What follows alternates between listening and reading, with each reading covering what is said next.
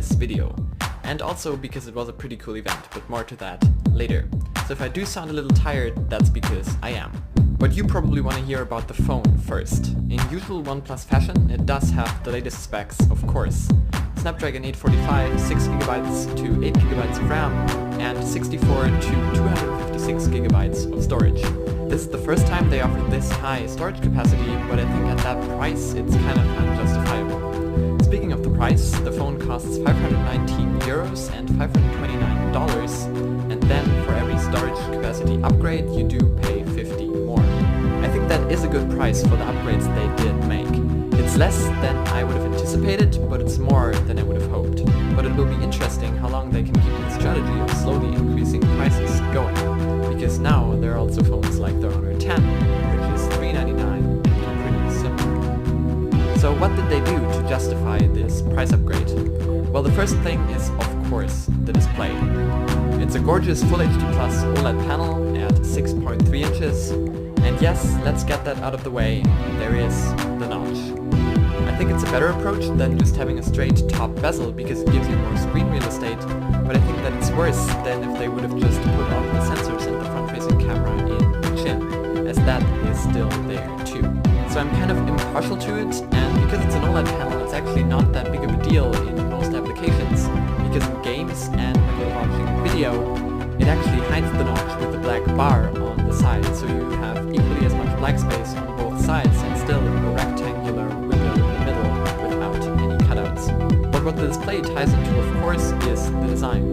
What I do like this year is that OnePlus has actually taken a step away from Oppo's design and made kind of their own thing, because that was not the case with the OnePlus 5 and 5T, and I think they got a lot of backlash for that, also from me, so it's just natural as their company that listens to the community that they changed it this time around, and I appreciate it.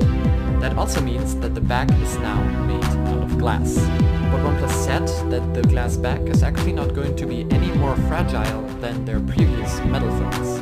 And Linus, yes, that Linus, actually got a factory tour at the OnePlus factory. You've probably seen that video, but before he uploaded that, he even told us at the event that OnePlus's claims in terms of durability are pretty much true.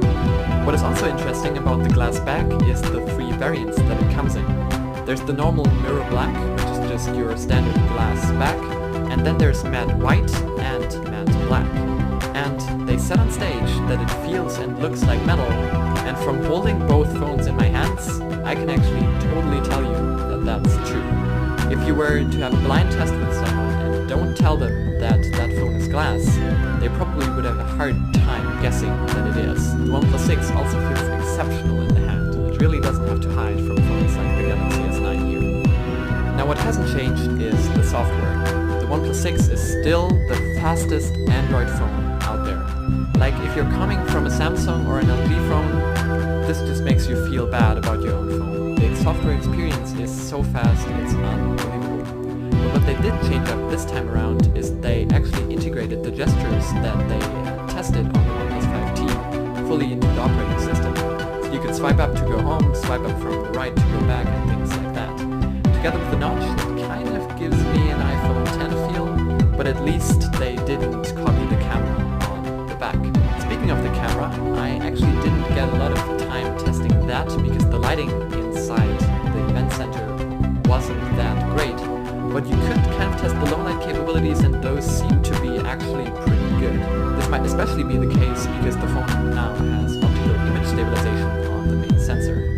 That could also help with video recording, which is also another feature. You can record at 480 FPS at up to 1 minute, which is much more useful than 960 FPS at like 0.2 seconds. And of course also 4K 60 FPS. Now there are of course also some things that haven't changed. The phone still supports dash charge on its 3300 mAh battery. It still has the alert slider, although that switched sides. You still have a super fast fingerprint reader, super fast face unlocking, and yes, also still a headphone jack. That is interesting because OnePlus actually also unveiled new wireless earbuds alongside the OnePlus 6, the Bullets Wireless. So what do I think of the phone? Well, it's just basically a more refined and updated version of the OnePlus 5T, which was already a super great phone, actually their best-selling phone.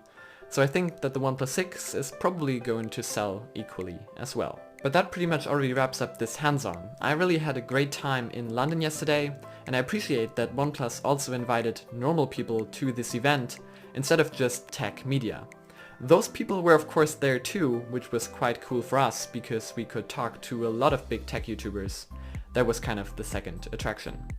So if you liked this video, you know which buttons to press, and don't forget to press that follow button on Twitter. I'm Brian, thanks for watching, and I'll see you in the next one.